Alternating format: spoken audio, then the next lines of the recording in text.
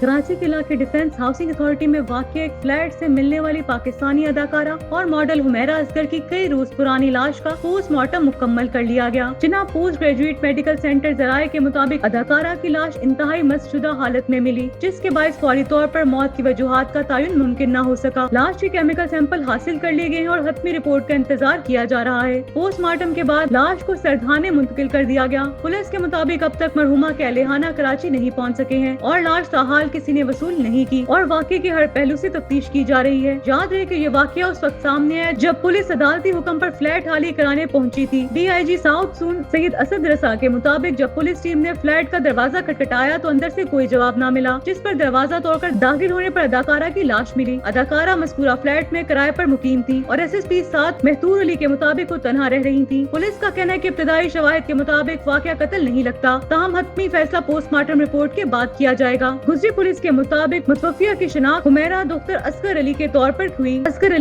پر ہوئی، جن کی عمر 32 سال تھی۔ وہ ماضی میں ڈرامہ سیریلز احسان فراموش، گرو اور دیگر میں اداکاری کے جوہر دکھا چکی تھی، جبکہ وہ سوشل میڈیا پر بھی خاصی فعال تھی۔ پولیس اداکارہ کے موبائل فون ڈیٹا کی مدد سے ان کے اہلخانہ تک رسائی کی کوشش کر رہی ہے، جبکہ واقعے کی مزید تحقیقات جاری ہیں۔